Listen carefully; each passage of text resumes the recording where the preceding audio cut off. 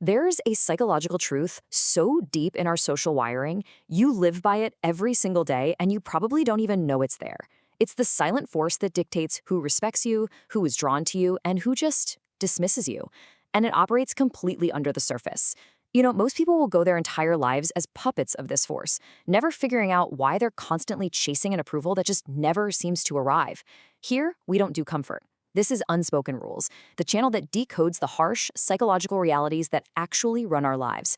All right, let's get into it. So let me ask you something, straight up.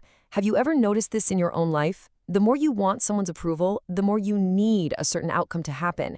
It's like the faster it runs away from you. This is not a coincidence. It's not bad luck. It's a predictable, almost mechanical reaction that's baked right into the human psyche. See, the very act of needing something signals a kind of weakness that actively repels the very thing you want. It's a painful pattern for sure, and it's a direct result of a fundamental, unspoken rule of how we all interact. And here it is. This is the rule. And let's be crystal clear. This is not some motivational quote you'd see on a poster. This is a law of social physics. The less you need from other people, their validation, their resources, their approval, the more they will inherently value and respect you. This is the absolute core of what we're going to break down today. It's called the autonomy paradox. And really understanding this is the first step to shifting from being a pawn in the social game to becoming a player who actually understands the board. Okay, so let's build this thing from the ground up. In this first part, we are going to deconstruct the very architecture of social respect. And to do that, you have to stop thinking of respect as some warm, fuzzy feeling. It isn't. It's a cold, calculated attribution of social value. And it is granted almost exclusively based on one core signal: your independence. Now look at how clinical this definition is. That's on purpose. Social respect is a currency. That's all it is. It's a payment that we make to people who are perceived to provide high rewards at a low cost. It's all about your practical value to the tribe. Are you an asset, or are you a liability? Are you a source of value, or are you a drain on their resources? The answer to that question determines how much respect you're given by the group. Period. So here's the crucial point. Every single interaction you have is a broadcast. It sends a signal. When you project neediness, that intense desire for validation or reassurance, you are broadcasting a message of scarcity. You're signaling to everyone that you have a resource deficit. But when you project autonomy, that state of self-sufficiency, of inner contentment, you broadcast a message of abundance. You signal a resource surplus. And that signal, whether the resources are money or emotions or connections, that is the absolute foundation of status and respect in any human hierarchy. Okay, so where does this programming, this tendency to broadcast either neediness or autonomy, where does it actually come from? Well, it is not random. It's written deep inside your psychological source code, and it was installed long before you were even aware of it. If you want to change the signal you're sending out to the world, you first have to understand the operating system you're running on. And the core of that operating system is a concept from the 1950s called the locus of control. Think of it like a fundamental switch in your mind that determines how you see your own power. It dictates whether you see yourself as the cause of what happens in your life or merely the effect of things that happen to you. And this slide just illustrates the two poles perfectly. So look at this, and be honest with yourself for a second. Which side feels more like your default setting? People with an internal locus of control believe they are the driver. Their actions matter. They take responsibility. But people with an external locus, they believe they're just a passenger.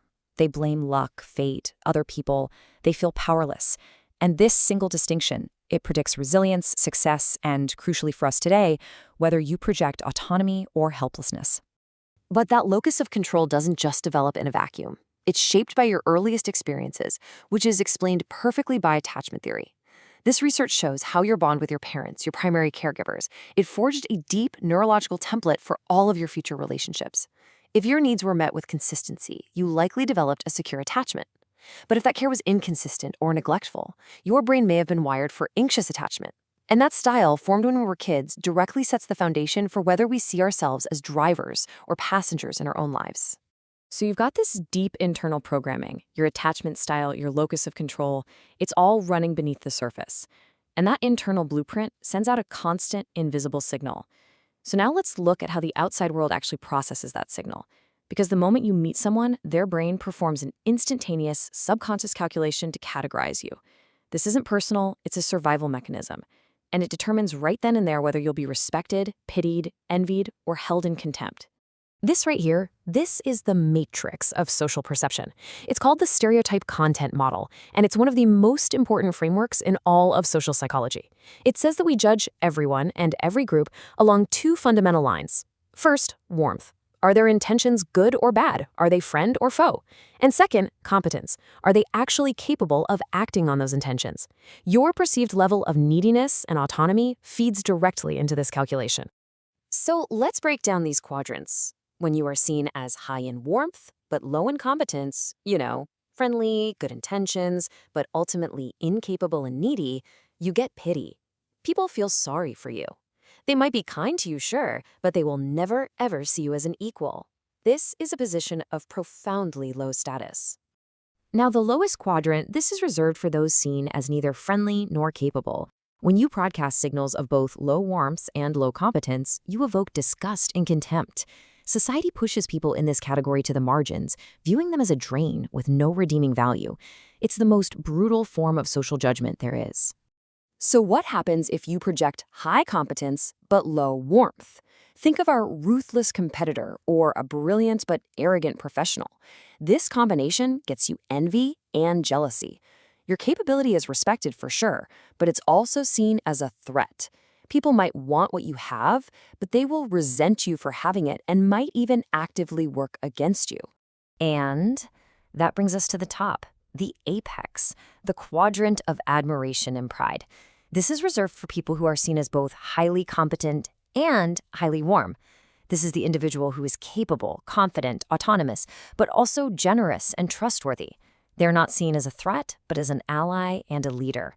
And this state, which commands the highest possible form of respect, is rooted in secure, non-needy autonomy.